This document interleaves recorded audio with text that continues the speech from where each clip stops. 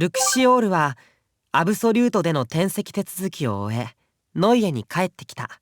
この後セルダールを経由してちょっと辺境の星コフーンへ向かう予定だ。それにしても艦長だったマイヤーズ准将が船を降りるなんて。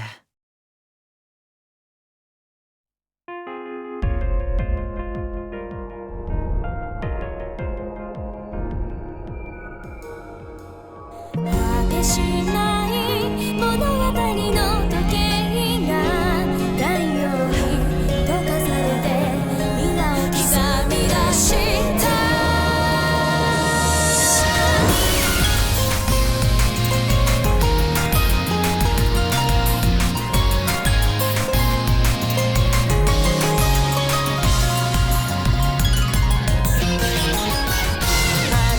月と星屑との狭間で未来の夢よっと抱いた君の手と共に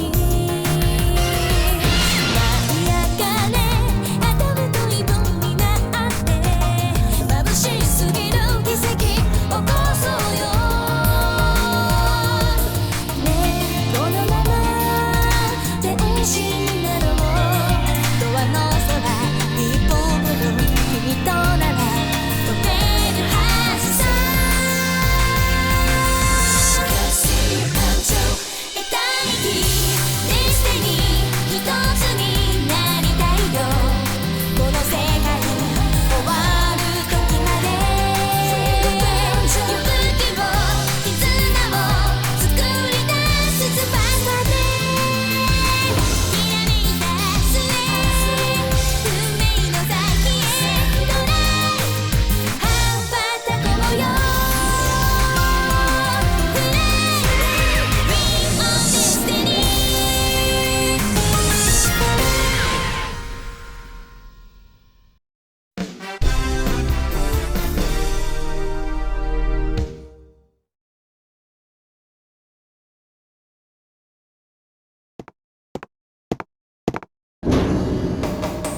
ココさん、あら、和也くん。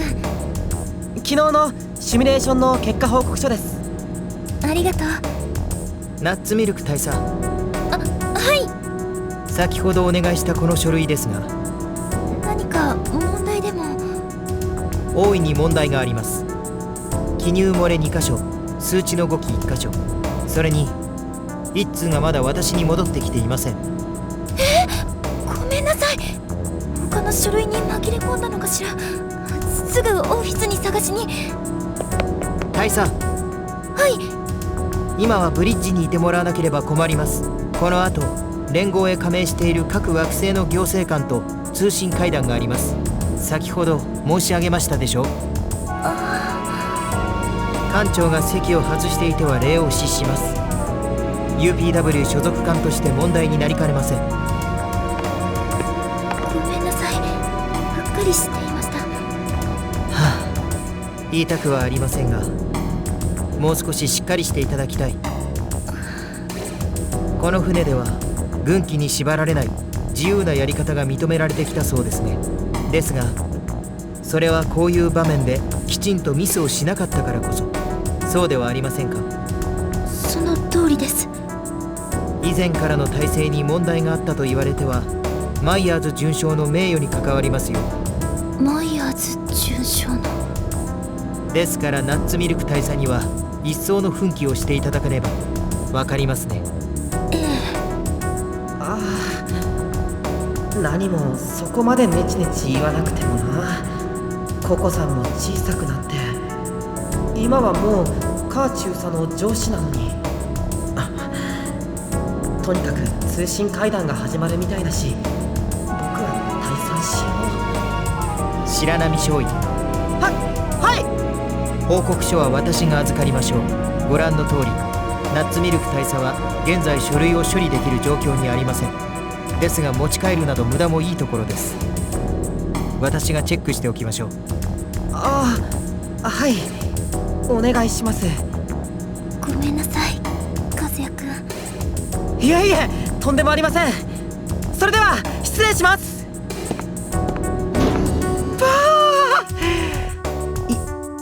息が詰まりそうだ。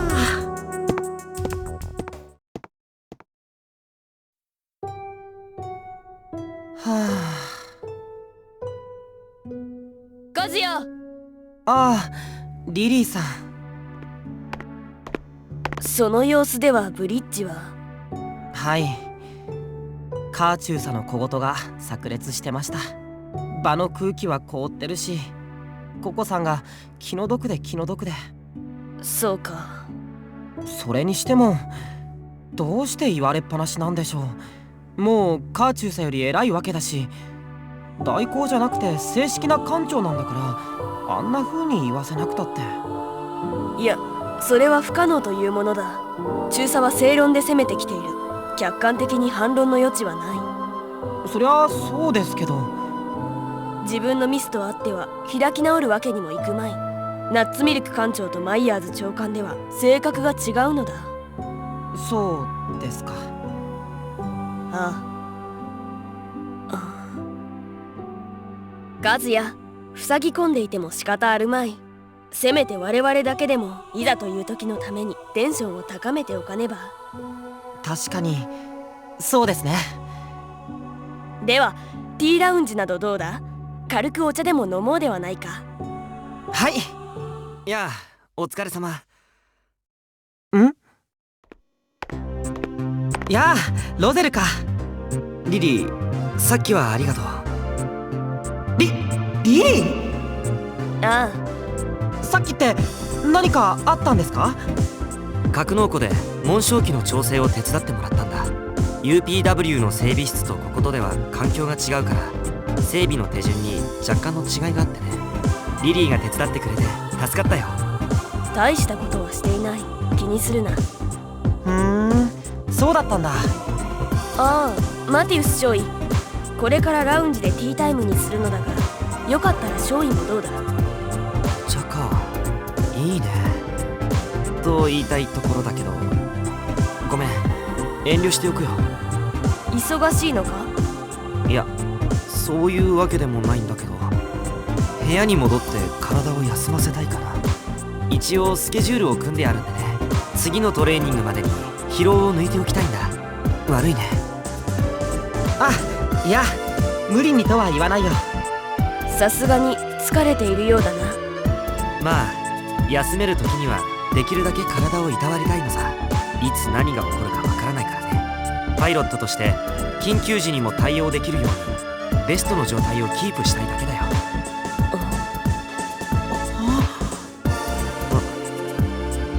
どうして驚いてるの？その自己コントロール能力 OK だ。パイロットとして素晴らしい。ほんと教科書みたいだった。君たちだって給与くらい取るだろ。まあ確かにそうなんだけど、休み方が違うっていうか。我々の場合、どちらかといえば精神面のフォローを重視する傾向にあるな。そうそう、心のケアを大切にしてるんだ。そうか。エンジェルの精神状態はヘイローを介してクロノストリングエンジンの出力に影響する。心のケアは今までの紋章機ならではの運用ノウハウなんだな。まあそういう感じ。ホーリーブラッドはエンジン出力を AI に委ねているからね。パイロットの精神状態にはあまり左右されないんだよ。なるほど。だが心の疲れとてないに越したことはない。それはそうだね。ならばどうだ。え？お茶だ。みんなで楽しく歓談し親睦を深めれば、おのずと心の疲れも癒えよう。しかる後に睡眠をとれば体の疲れも早く取れるかもしれないぞ。誘い方がうまいな。それもルクシオール流かな。そういうことだ。試してみる価値はありそうだね。だけどやっぱり次の機会にするよ。スケジュールを崩すのは性に合わないんだ。そうか。ならば仕方あるまい。今後はそういった時間も計算に入れておくから、また誘ってくれるかい？無論だ。少尉はすでに我々エンジェル隊の仲間。機会あらばいつでも誘おう。仲間か。そうだね。そうだ。それじゃあお先に。お疲れだ。お疲れ。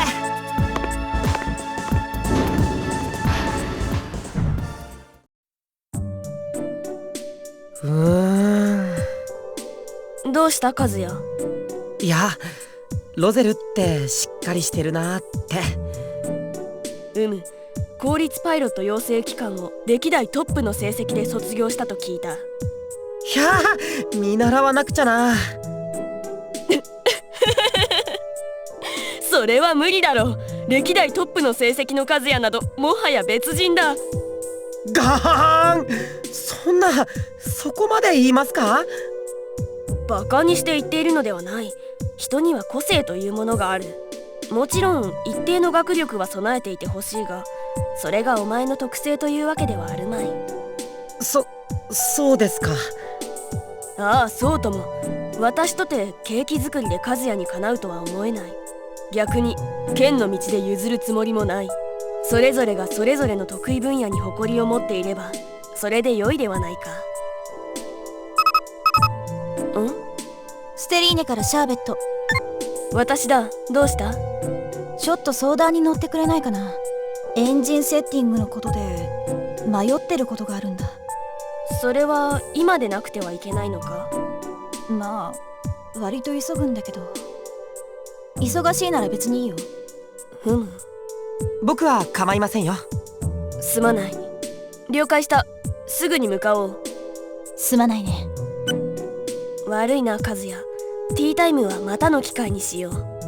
いいですよ。いつだってできますから。では行ってくる。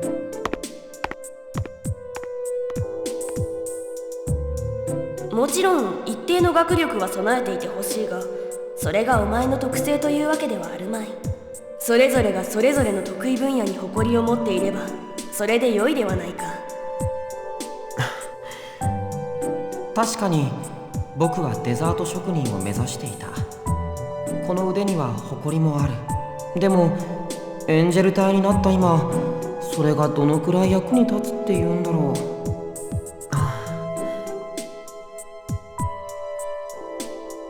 さてとりあえずみんなの様子でも見回ってみるか。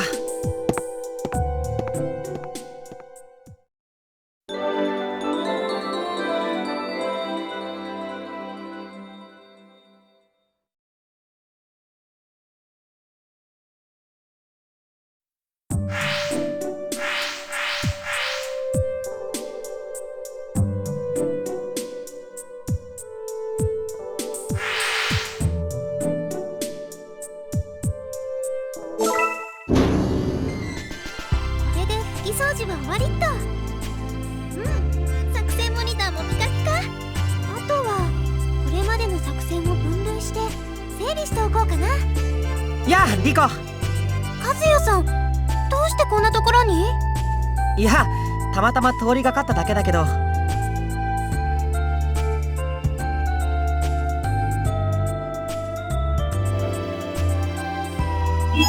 それより掃除してたんでしょ？何か手伝えない？そんな。和也さん、私一人で大丈夫ですから。いいって。リコはしばらく休んでなよ。作戦ファイルの分類が残ってるんでしょ？はい、そうですけど。大丈夫、すぐやっちゃうから。あれ？どうしたんですか和也さん？どうやらその仕事はもう終わっちゃってるみたいだよ。そうなんですか？ほら見てごらん。すごい。作戦ファイルきちんと整理されてます。これってやっぱりココさんがやったってことだよね。はい、一つ一つのファイルに細かい補足も書き加えられてます。分類もアブソリュートに向かう前に全部終わっていたみたいですね。入力者名はやっぱりココさんだ。代行の仕事だけでも大変だったのに。私なんかよりよっぽど休まなくちゃいけないですね。ココさん、このところ元気がないけど、こういう仕事の疲れも溜まってるんじゃないかな。心配です。何か力になれればいいんですけど。そうだね。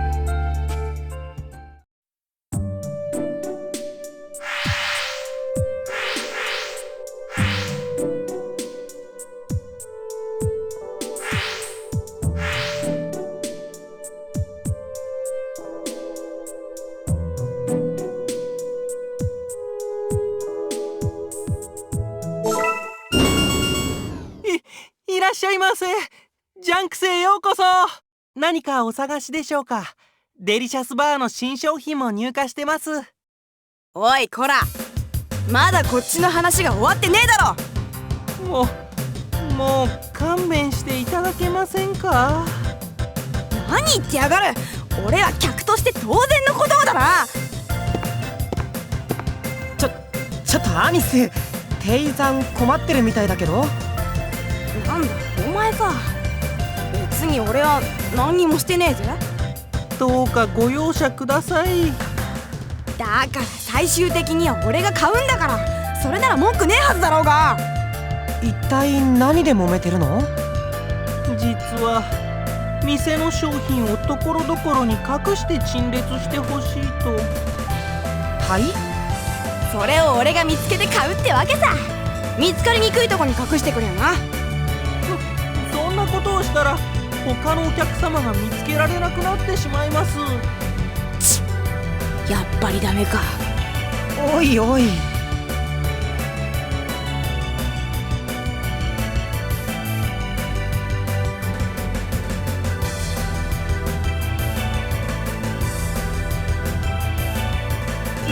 アニス、お店の迷惑も考えた方がいいよ。しょうがねえな。じゃあ今回はああ、やめといてやら。ありがとうございます。いいってことよ。なんだか偉そうなところがアニスらしいな。そんじゃな。本当にありがとうございます。白波さんのおかげで助かりました。こちらこそ仲間がご迷惑をかけてしまって。でもよければ今度いらないものを店の外に隠しておいてもらえませんか？いらないものですか？それを見つけて満足してくれれば少しはおとなしくなると思うんですよ。なるほど、それは明暗ですね。それじゃあお邪魔しました。また来ますね。はい、ありがとうございました。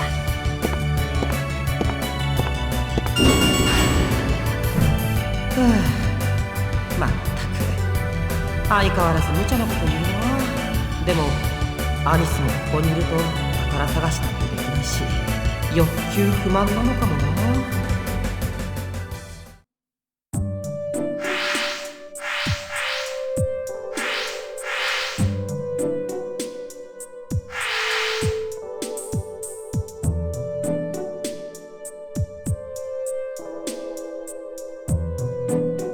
館長、倉庫にある納豆の使用許可をいただきたい。納豆？そうだ、納豆だ。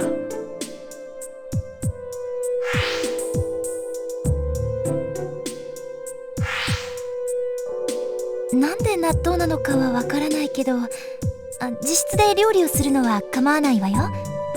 倉庫の物資を使うならこの許可証を持って行って。感謝する。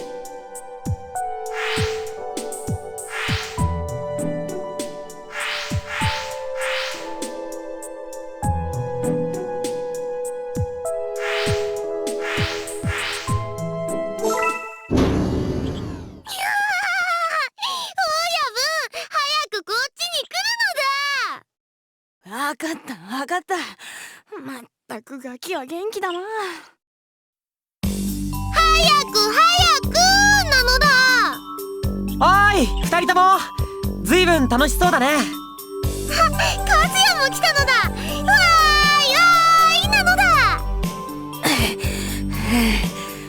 この光景が楽しそうに見えるのか？目おかしいんじゃねえか？親分と二人で鬼ごっこしてたのだ。和也も一緒に遊ぶのだ。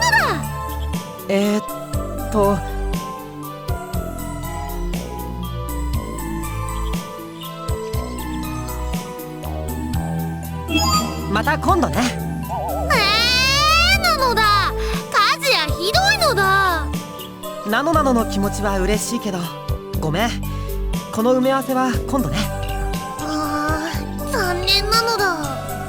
でもここは本当に鬼ごっこにうってつけの場所だよね。俺はレクリエーションラウンジにしときゃよかったと思ったけどな。疲れを知らないやつと一緒だと広い場所は命取りになりかねねえっと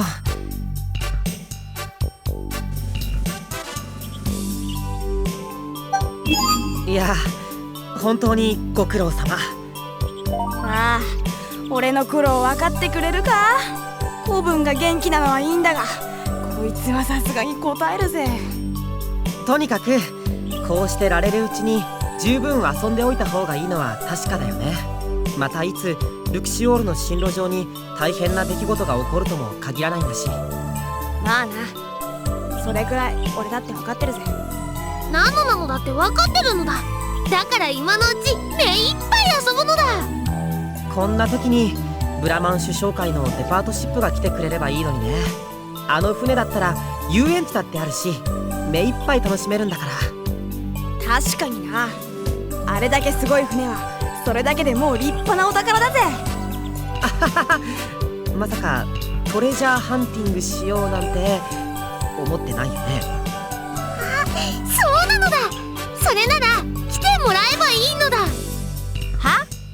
デパートシップに来てくださいってお願いしてもらえばいいのだ。それは前はマイヤーズ司令がミントさんにお願いしたから来てくれたけど、今は司令も長官になっちゃっていないしちょっと無理なんじゃないかな。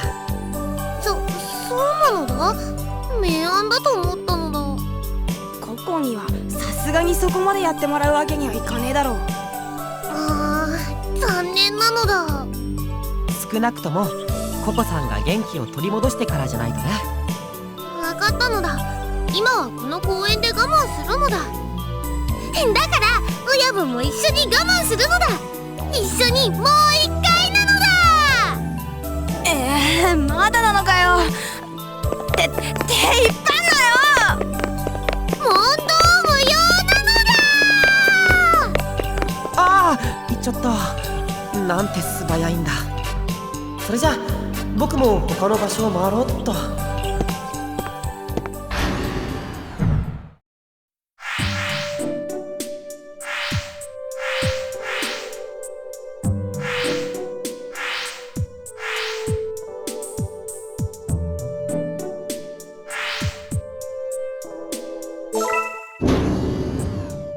桜庭少尉に聞いた話ではこの辺りにストックされているはずだが。あ、リリーさん探し物ですか？僕手伝います。いいや、もう発見した。その気持ちだけありがたく受け取ろう。そうですか。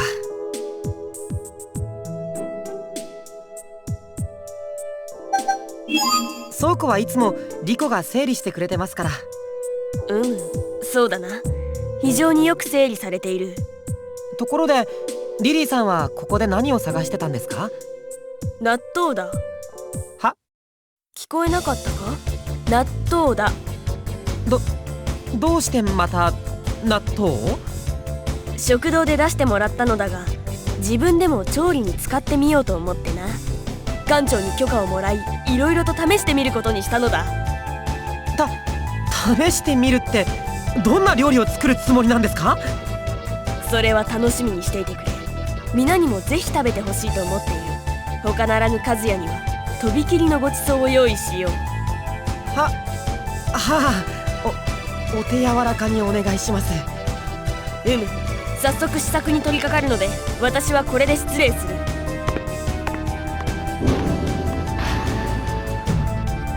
いっちゃった。これまた変わった食材に目をつけたな。覚悟はしておかなきゃ。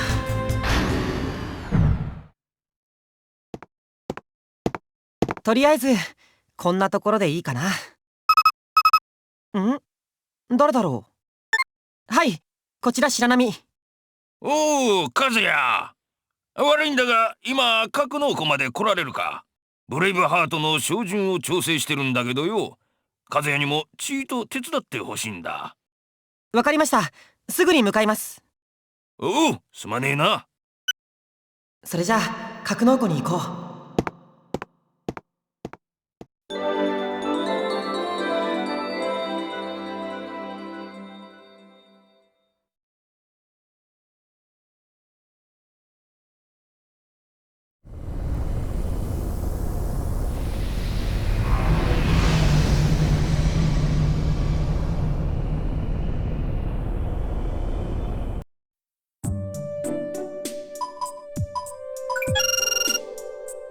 やれやれ。よーし、もっぺん頼ま。わかりました。行きますよ。おう。やった。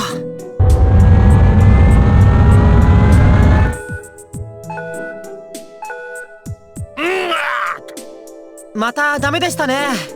今日はやけにうまくいかないですね。ああ、ここのところこいつには手間取ってんだ。ブレイブハートにですか？ああ。どこか調子悪いんですか？いや、そういうわけじゃねえ。それじゃあ何が？実はな。はい。癖がつき始めてやがるのよ。癖ですか？ああ、癖だ。おめえさん前に次元の壁を破っただろう。あれ以来よ、こいつには完全なリセットがかからなくなっちまったんだ。初期化できないんですか？おうよ。最初は数値が小さかったんでミスか誤差だろうと思ってたんだが、訓練やら演習やらでおめえさんが乗るたびにちょっとずつ大きくなりやがってな。それってまずいんでしょうか？ま、和也が使う分には何の問題もねえかな。そうなんですか？なんで気がついてねえのか？扱いやすくなってきてるはずだぜ。ああ、思い当たる節があんだろう。ええ、あります。最近やけに取り回しがいいと思ってたんです。そうだろうそうだろう。あれはブレイブハートが僕に合わせてくれてたのか。そういうこった。なんだ。ん？てっきり自分の腕が上がったんだとばかり。ま、おめえさんの腕だって上がっちゃいるはずだがな。だといいですけど。自信持ちな。はい。と、そんなわけでだな。この機体はいつの間にやら和也スペシャルになりつつあるのさ。もうおめえさんでないとピークパワーは引き出せねえ。なるほど、そうだったのか。そうなってしまった原因とかはわからないんですか？ああ、ブレイブハートはノイエのロストテクノロジー。研究の進んだエデンのそれに比べるとまだまだ謎だらけよ。そうですか。ま、うなっててもしょうがねえ。一旦休憩にしようや。はい。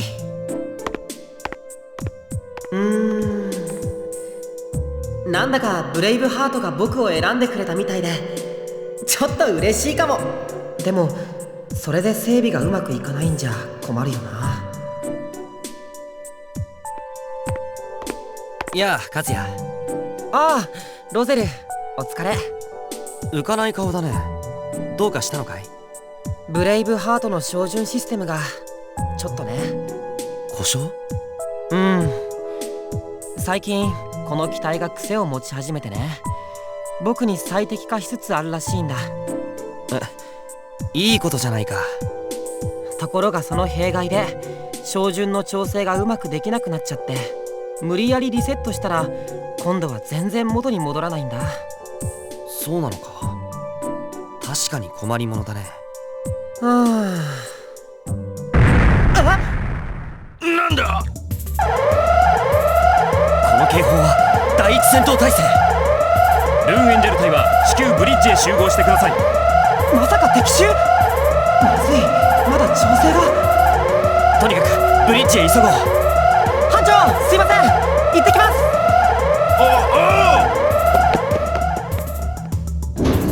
白波入ります。マティウス入ります。これで全員ですね。和也くん、今格納庫から通信があったけど、ブレイブハートの照準システムがまだ調整できていないって本当？はい、照準システム以外はなんとかなりそうですけど。そう、困ったわ。一体何があったんです？全員スクリーンを見ていただきたい。これはアームズアライアンスの進行部隊です。アームズアライアンス？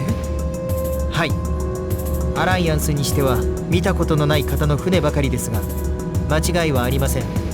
なぜそう断言できるんですか？彼らは現れるなり戦績を明確にしてきたの。そしてセルダール連合王国に対し武力による古墳領の割譲を求めたわ。武力による割譲、それって。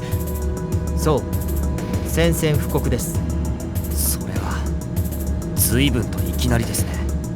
送信されてきた声明文に統治者イザヨイ公の署名を確認しました。間違いなく正式な通告になります。そんな。それじゃあさっきの衝撃は攻撃？はい、威嚇射撃です。現在我々は囲まれています。待ち構えられていたようです。先ほど投降を迫る文章も受信しました。古墳の守備隊は連合から派遣されてましたよね。それらはすでに沈黙しました。いや、全く抵抗できなかったようです。全く？動力系に一斉に異常が起きたとのこと。事前に細工されていたのでしょう。かなり計画的と言えます。そんな。それでどうするんですの？やっつけるなら。おい、この程度の数蹴散らしてやるぜ。待ってください。今私たちは UPW 所属なんですよ。ああ、内政に干渉しないのが原則だ。でも投降を要求されてるんですよね。このままじゃ。ご判断を、ナッツミルク大佐。威嚇とはいえ本艦はすでに攻撃を受けています。つまり防衛の名目は立つのです。即時反撃で構わないと考えますが。ですが確かに UPW 軍という立場上難しい判断かと思います。ですがことは一刻を争うのです。こうしている今も敵は距離を詰めているんですよ。大佐、相手艦の性能は分かりませんが、おそらくまだ敵の有効射程には入っていないでしょう。ですがこちらはエデンが誇る最新鋭艦、すでに攻撃圏内に捉えています。大佐、攻撃の命令を。でもそんな判断は私には。大佐、敵艦の武装にエネルギーの集中を感知、攻撃の準備に入ったと。どうしました？待ってください。何ですか？報告をしなさい。敵の出力数値が異常です。データベースと合致しません。私のコンソールに。はい。これは過去のアライアンスのデータと比べ出力の桁がまるで違う。まるでエデンの最新鋭艦並み。いや、それ以上か。ということは。おい、この船もう敵の射程に入ってるんじゃねえのか？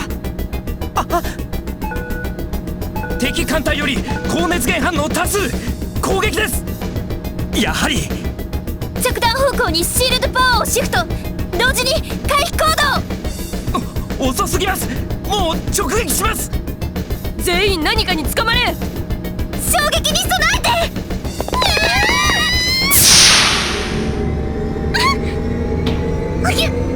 いてて。なんだ？これは着弾の衝撃ではないぞ。ぶつかってないのだ。急に揺れただけだ。まるで。おっと、敵からの砲撃全て回避。これは一体。カーチューさん、あなた。その模様はバルファスク。なんだって？エデンでマイヤーズ准将たちが戦ったっていうあのバルファスク。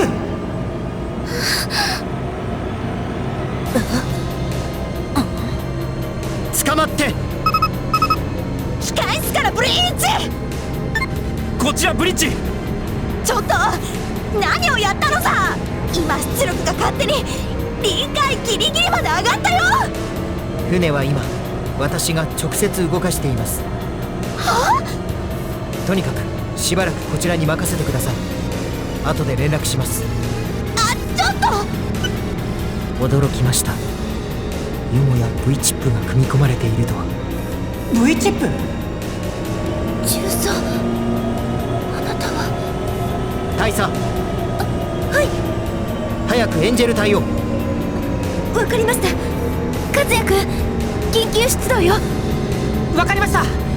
みんな行くよ。了解。ゆっくりと状況を説明する暇はないけど、これがロゼル君とみんなが一緒に出撃する初めての実戦になります。うまく連携できるように指揮をお願いね、和也君。はい。ロゼル君も。了解しました。指示があればそれに従います。それでブレイブハートは？残念だけど、やはり照準システムの調整は間に合わなかったみたい。攻撃モードは使えないわ。大変だけど和也君は指揮だけに専念して。わかりました。スキャン結果によると敵艦の性能は先のベレル艦隊をも上回ります。一筋縄ではいかないということか。そうね。どうやってこれらの船を手に入れたのかはわからないけど、アームズアライアンスのこれまでの技術レベルとはまるで桁が違うわ。それから敵艦には生命反応があります。つまり友人艦が相手です。無茶を言うようだけど、全面戦争に発展させないために無人区画を狙って強制動力停止による敵艦の無力化をお願いします。あくまでも行動力だけを奪い撃沈は回避するということか。ええ、早期和平の道を探るためにも。大丈夫よ。狙うべきポイントは紋章機の火器管制システムに転送しておいたから、あなたたちはいつも通りの要領で戦えばいいわ。了解しました。ではミッションの具体的な説明に入ります。敵艦隊の配置はこう。待ち伏せにより四方を囲まれているわ。駆逐艦に高速艦、それにスキャンエリア内には入ってないけど、おそらく母艦が近くに待機していると思うわ。現在ルクシオールはこの位置で回避行動を取りつつ距離を保っています。ミッション目標は接近中のアライアンス艦隊全てを航行不能にすること。以上。難しいミッションだと思うけど、みんななら可能だと私は信じています。心得た。その期待には必ずや応えよう。行こう。リューエンジェル隊出撃だ。了解だ。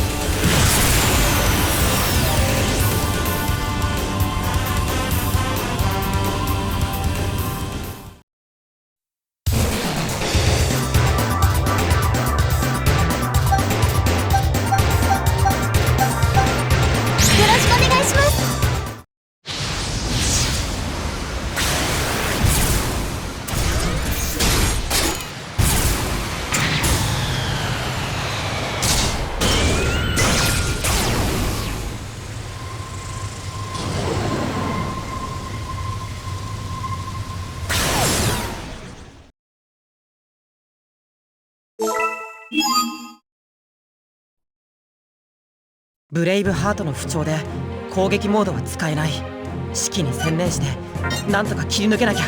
みんなとにかくアライアンス側に戦いをやめる気にさせるんだ。はいなるべく負傷者を出さないようにします。ああ甘いんじゃねえの。あれ反対？いや賛成だ。エンジェル隊はこうじゃねえとな。なのも賛成なのだ。火器管制システムが自動で無人区画を狙ってくれる。我々は通常通り戦えば OK だ。ロゼル、君の操縦テクニック当てにしてるよ。ああ、任せてくれ。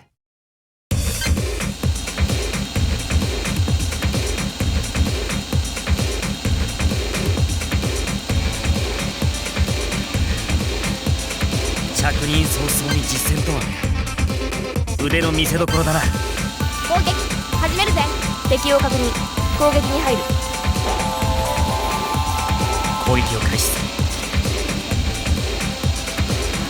当たったようだな。突然宣戦布告だなんて軽くかわしたね。どうして？よーしなのだ。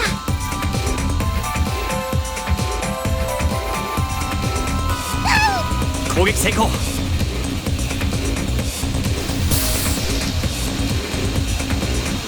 アームズアライアンスのやつらめ。おっと化けの皮剥がしやがったな。やられたわ。撃沈したわ。すぐにここから抜けて。敵に当たったのだ。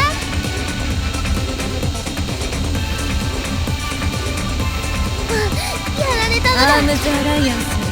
まあナイフの中は良かったのね。まさか戦争仕掛けてくるとは思わなかったな。FW としての行動はよし、撃沈だ。撃墜したわ。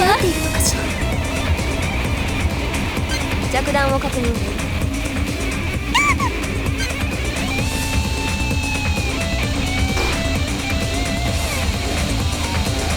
当たりました。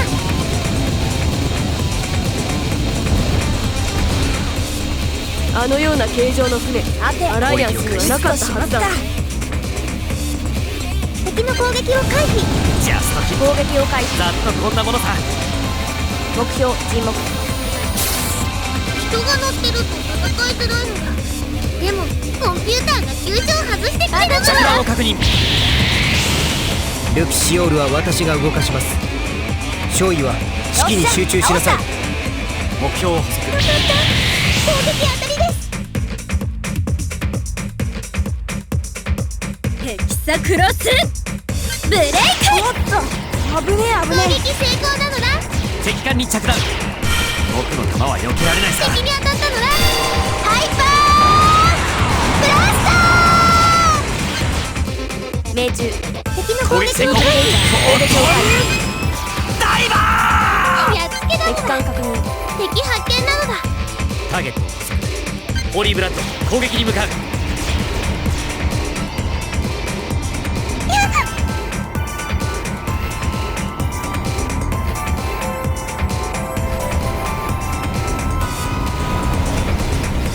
いい具合に着弾したわ。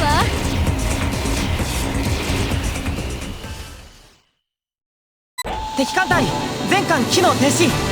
うまくいったようです、ココさん。ありがとうみんな。それじゃあルーンエンジェル隊は帰還。大佐、お待ちなさい。母艦が近くに待機している可能性があるのですよ。そうね。ごめんなさい。念のためしばらく待機していてください。了解しました。やれやれ。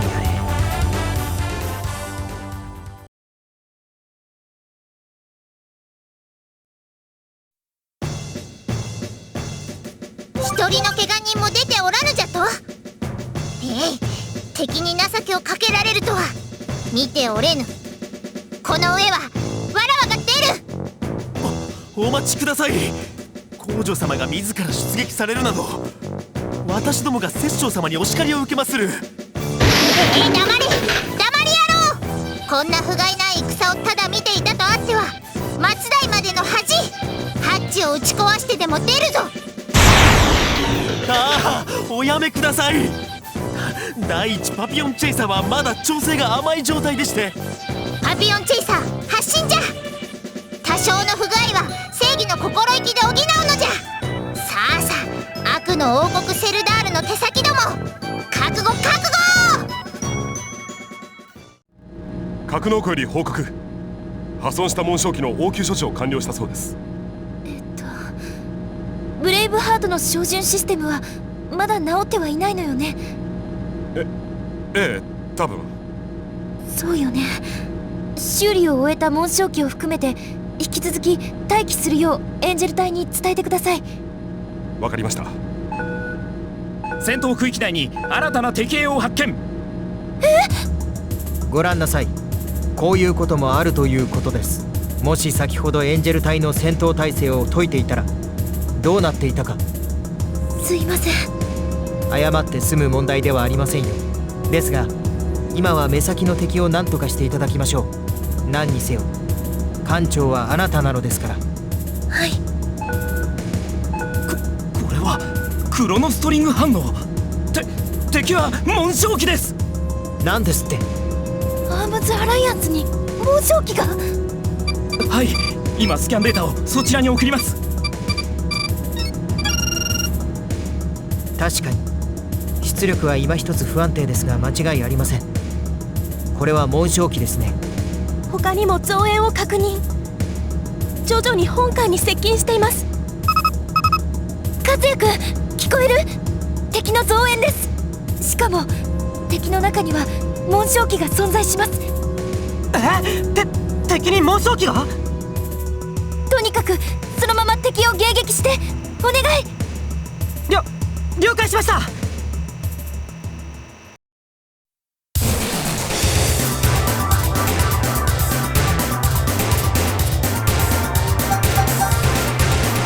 しくなりそうね。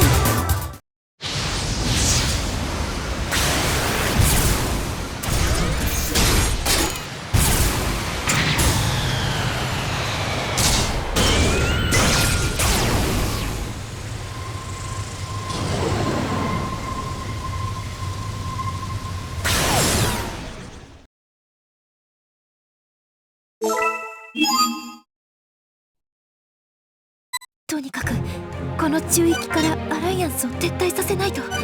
ミッション目標は敵艦全てを行動不能にすること。お願い、なんとか頑張って。攻撃モードはまだ使えない。敵側には紋章機もいる。これは気が抜けないぞ。悪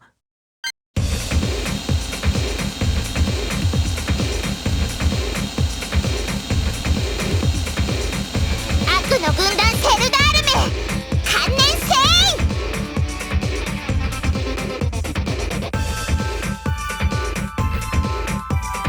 攻撃に行きます。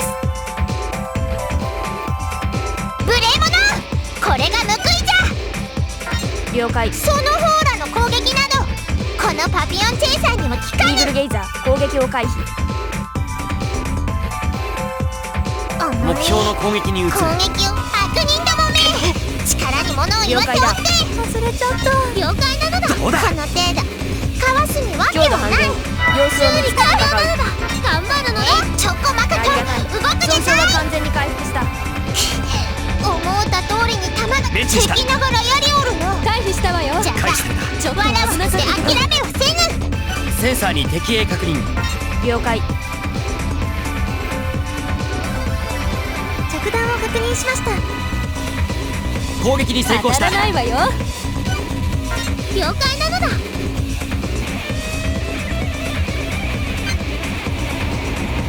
回避に成功。敵の攻撃を回避。どうだ。外れちゃったみたいルクシオールは私が動かします。少尉は指揮に集中しなさい。攻撃回避したぜ。よかった。攻撃は回避してみろ。各部署被害報告を。まだ回避成功。ノア代表に報告しなくては。これは当たったわ。着弾を確認。できないが外れちゃったみたいな修理だ。素晴らしい。3番機修理を終えたのだ。了解。了解。攻撃を回避しました。目標を補足。アライアンスが紋章機を所持していたとは初耳だな。そんな攻撃もらうわけにはいかないな。センサーに敵発見なのだ。目標を補足。当たったわ。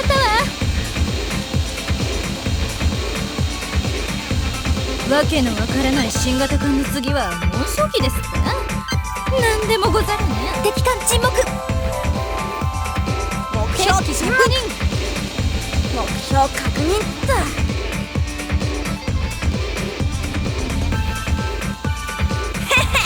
6体。増援部隊離脱していきます。沈黙させた艦隊も全乗組員が脱出したようです。残存艦隊も退却を開始。古墳中域から離脱していきます。ありがとうエンジェル隊。ところでココさん、エンジン停止した紋章機ですが。あるある、置いていかれちゃったみたいね。回収する余裕はないと判断したみたいね。この紋章機はルクシオール側で収容するわ。エンジェル隊は帰投してください。わかりました。前期ルクシオールへ帰還します。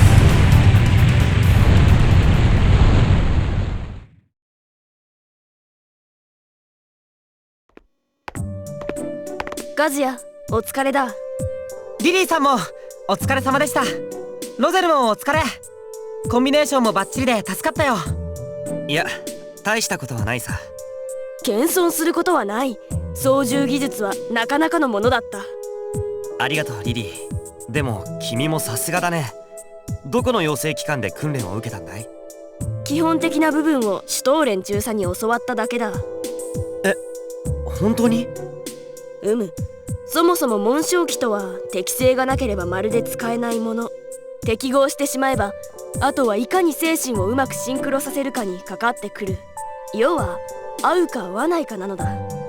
それにしたって全く腕がないんじゃああはいかないだろう。君は本当にすごいよ。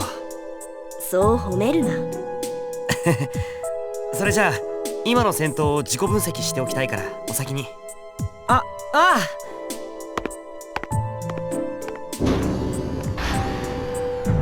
カズヤ。マティウス少尉は謙遜しているが、客観的に彼の操縦技術はかなりのものだ。エンジェル隊にとって精神に影響されない安定した戦力というのは貴重なものだな。そうですね。もっともそういう紋章機ばっかりだと僕の仕事なくなっちゃうんですけど。メンタルケアの必要がないかそうかもしれん。だがカズヤ、それは当分先の話だろう。これからしばらくはまた戦いが続く可能性が高い。やっぱりそう思います？この敗戦でアライアンスが講和に応じてくれる展開になればよいが、少なくとも我々は次もあるという気構えをしておかねばなるまい。そうですね。ではカズヤ、私は一旦部屋に戻るぞ。ええ、僕も少し休みます。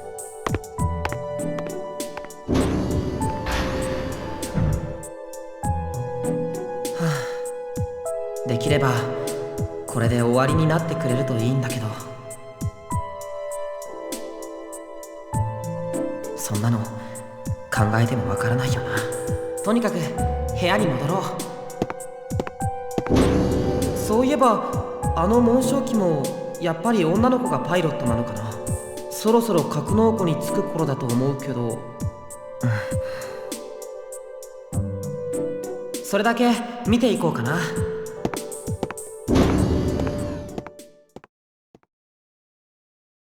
らわを誰だと心得ておるか。この夏目いざよい、今さら逃げも隠れもせぬ。こら暴れるな。うるさい、触るなと言うておろうが。静かにしろと言っている。ちょっと白の少尉、少し乱暴すぎるんじゃないかな。しかし捕虜ですので。丸腰じゃないですか。大丈夫ですよ。話してあげてください。わかりました。あ動くな。大丈夫。あとそっち名は何と申す？和也だけど。和也か。気に入ったぞ。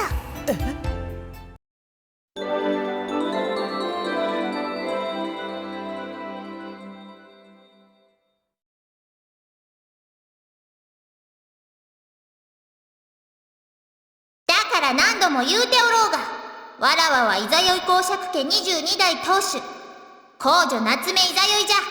悪性を敷くセルダールの支配から人民を解放するためにやってきたのじゃ。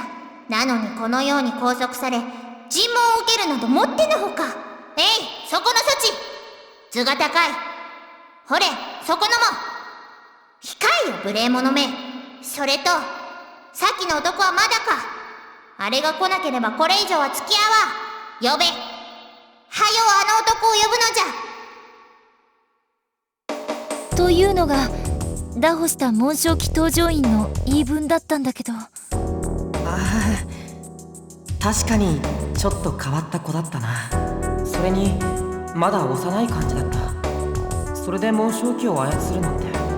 アホなやつだな。はったりかますにしてももうちょっと現実味のあること言えっての。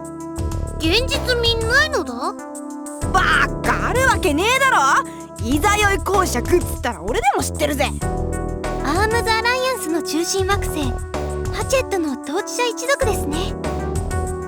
つまりそこの当主といえばカジェル、パイクを加えたアライアンス3惑星の名手様ということになります。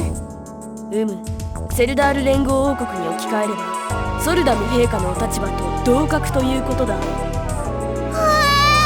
それはすごいのだ。要するにアライアンスの王様にあたる方なのですから。そんな方が最前線でこんな形で捕虜になるなんてありえませんわね。ああ、とても用心の扱いとは思えない。ですわね。公女を置き去りになんてしたらものすごい罰を受けそうですに。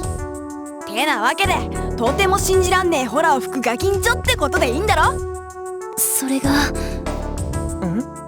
アームズアライアンスについての数少ない情報と照合した結果、彼女の言っていることはどうやら間違いないようなのよ。だろ。だからハったりも大概にって。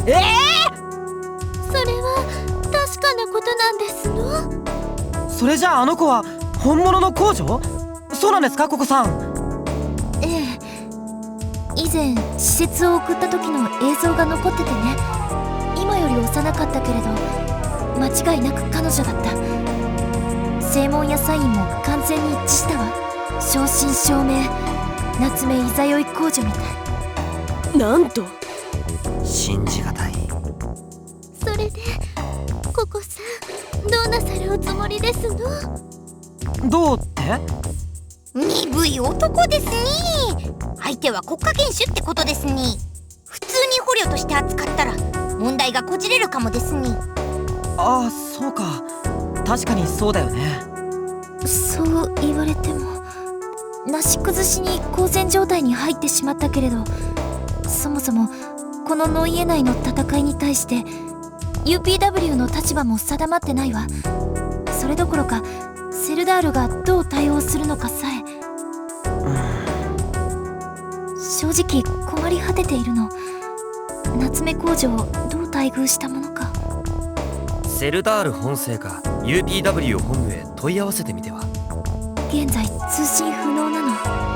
どちらとも。どうしてなのだ？アライアンス艦隊の仕業よ。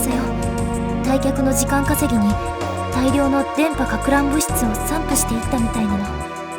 そんなに長く続くものではないでしょうけど。ならばここは艦長の権限で処遇を決定すべきだと思います。そうね。私が決めなくちゃいけないわね。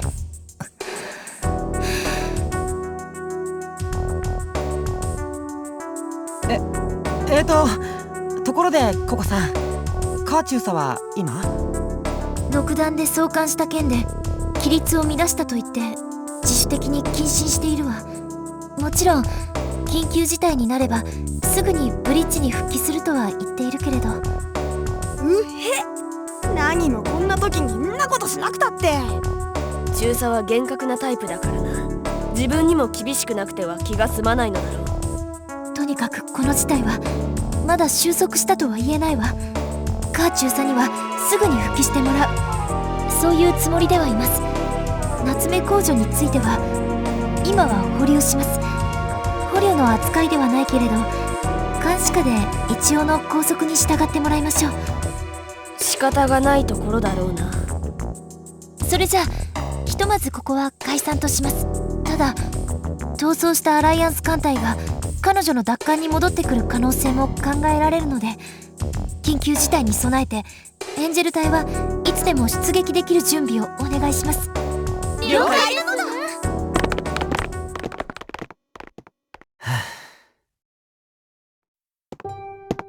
夏目公女か。悪い子には見えなかったな。まだ11か12歳くらいだよね。気は強そうだけど心細いだろうし、何かお菓子でも作って差し入れてあげようかな。おどくみ役とかいるのかな。和也。ロゼル、どうかした？ナッツミルク艦長のことなんだけど。ココさんの？君はどう思う？どうって元気がないなとは感じてるけど。元気がないか。僕の印象を言わせてもらえば、着任前に聞いていたココナッツミルクとは随分違う。どういうこと？彼女はエオニア戦役の頃からマイヤーズ長官の下で働いてきている。ノイエではクールダラス補佐官に代わって非公式ながらも副艦長的な役割を果たしてきた。ベレルの反乱でも彼女の活躍なしには難局を乗り切れなかったと聞いている。ココさんがいなかったら僕もルクシオールもここにはいないだろうな。一説には彼女の実務能力が長官を支えルクシオールを上昇無敗としてきたとも。ちょっとオーバーだけど確かにココさんの存在は大きいよ。だとするならこれは見過ごせない問題だと思う。正直なところ現在ナッツミルク艦長は的確な判断ができる状態にはない。僕はそう見ている。あらゆる事態に対して対応が遅れているんだ。何かを決断することに怯えている、そんな印象を受ける。でもそれは誤った判断をするわけにはいかないから。戦場ではわずかな判断の遅れも致命傷になる。それは分かっているだろう、和也隊長。さっきもカーチューサのとっさの送還がなければルクシオールは深刻なダメージを受けていた。下手をすれば撃沈されていたかもしれない。艦長の決断が遅れたせいだ。今も重要な判断は全て先送りになっている。公女のこともカーチューサの件も。ロゼル。和也、もしもこのまま艦長の様子が改善しないようならエンジェル隊隊長として君からカーチューサに進言するんだ。艦長を一時的に職務から外し中佐が代行するように。ちょっと待って、それって。そう、指揮権の剥奪だ。艦長が艦長として機能していないのなら仕方がない。そんな、いくらなんでもそれは。今僕たちはアームズアライアンスと戦争状態にある。これは厳然たる事実だ。そして敵の要人はこの船に捕虜として囚われている。つまり今ルクシオールは非常に危険な状態なんだ。敵がいつ襲ってきてもおかしくない。指揮にもたつきがあればそれは敗北につながる。犠牲が出てからじゃ遅いんだ、和也。ロゼルの言いたいことは分かったよ。だけどそれに問題はナッツミルク艦長だけじゃない。カーチューサさ。僕は彼が艦長に対して手厳しいのには理由があると見ている。理由？わからないかい？彼はバルファスクなんだよ。なるほど。君はノイエの人間だからピンとこないのか。いいかい？エデンでバルファスクといえば600年の長きにわたり圧政を敷いたいわば悪の帝国、恐怖の対象。少なくともムーンエンジェル隊が彼らを打ち破るまではそういう存在だったんだ。そういった話は聞いてるだろう。一応。大戦終了後率先してエデン社会に溶け込もうとし軍への入隊が認められたバルファスク人もいると聞く。おそらくカーチューさんもその一人だろう。だが人の心はそう簡単に変わるものじゃない。ここまで言えば君にもわかるだろう。何が言いたいんだい？カーチューさんにとってナッツミルク艦長は自分たちを打ち負かした憎き仇ということだ。今は小言で済んでいたとしても優柔不断な艦長を前にいつか必ず爆発する。考えすぎだろ。そうかな。これは艦長から見ても同じだぞ。副官がつい4年前まで戦っていた敵だと分かり、平静な心理状態で指示が出せるかどうか考えてみるんだ。確かにマイヤーズ司令ならともかく今のココさんには微妙かも。つまり艦長とカー中佐は一緒にやっていくことなんてできないんだよ。それならば艦長にはさっさと降りてもらった方がルクシオールのためだ。だけど警報？まさか敵艦隊が戻ってきたのか。この話は後だ。ブリッジに戻ろう。ああ。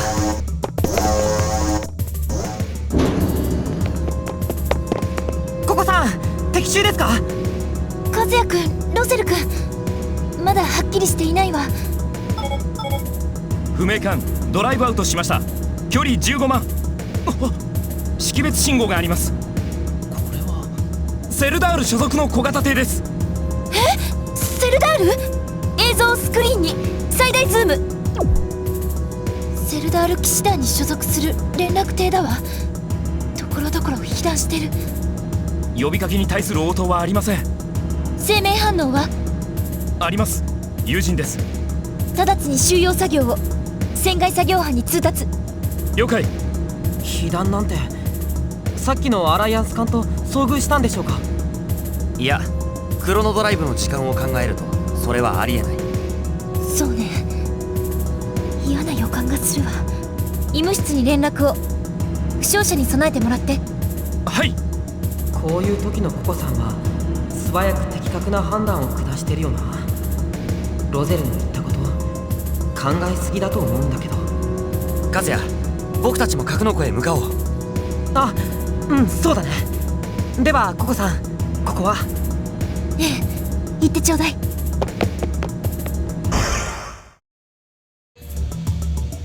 みんな下がってください。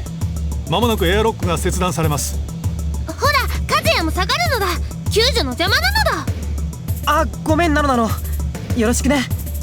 任せるのだ。ナノナノさん、ナノマシン治療の準備はよろしいですか？はい、なのだ先生、すぐに治すのだ。生命反応は安定してますから焦らずに。怖いのはショック性の機能不全ですから。了解なのだ。怪我に気づかないうちにそーっとやるのだ。よろしくお願いします。離せ。治療など必要ない。すぐに艦長に取り次いでくれ。いけない、興奮状態です。傷口が開いちゃうのだ。落ち着いて。今鎮静剤を注入します。よせ。眠るわけにはいかん。一刻も早く艦長殿に伝えるべきことが。セルダールの船が収容されただと。あなたはリリー殿。お前は騎士団の。そうか、ルクシオールにはリリー殿が。この絵隊長だったリリー殿がおられた。脈拍が安定してきました。これならナノナノさん、今のうちに治療を。勝手なのだ。何があったのだ。お前は確かアブソリュートへの施設を。はい、リリー殿、これは最悪の知らせです。セルダールが落とされました。正確には連合王国すべてがです。相手はアームズ・アライアンス。バカな。連合の全戦力を制圧する戦力などアライアンスにあるはずが。理由はまるで分かりません。こちらの動力が一切働かなくなったのです。未知のテクノロジーとしか。軍事力の全てが一瞬に封じられました。そんな。さらに奴らは。いけない。また興奮状態に。落ち着け。さらにどうしたのだ。クロノゲートの一部を破壊し機能不全にしたのです。クロノゲート？はい。アブソリュートとの連絡を遮断されてしまい、我々は UBW への援軍要請もできませんでした。なんということだ。リリー殿、早くこのことを艦長殿に。もはや希望はルクシオールしか。分かった。今は休め。鎮静剤を早く。もう浸透注射しました。大丈夫です。早く艦長に。すまないドクター。セルダール連合が制圧、それにクロノゲートが壊されただって。陛下はご無事なのだろうか。これはただごとじゃない。すぐに報告を。そうだね。私も行こう。マティウス少尉、すまないがこの者を頼む。了解。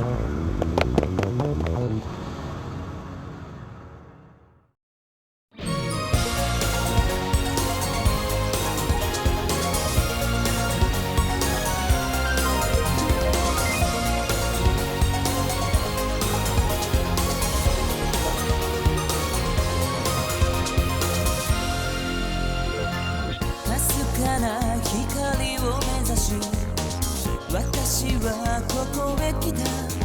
高く掲げる指のピストル。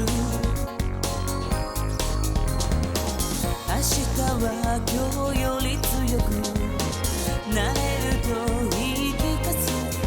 空を打ち抜くオットホールで味気ない日常は悲哀と同じ。今が限られた時なら見つめる先にかけた月。未来は足の角度か。 Be my target to dream, target to dream。 姿を現せ。本当の敵は自分。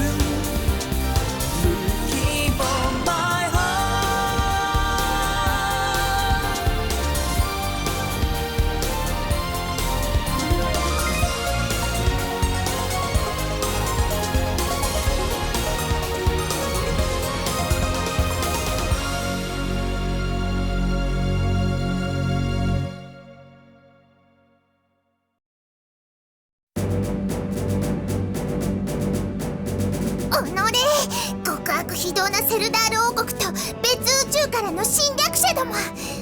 いずれ間もなくその方らには天罰が下ろうぞ。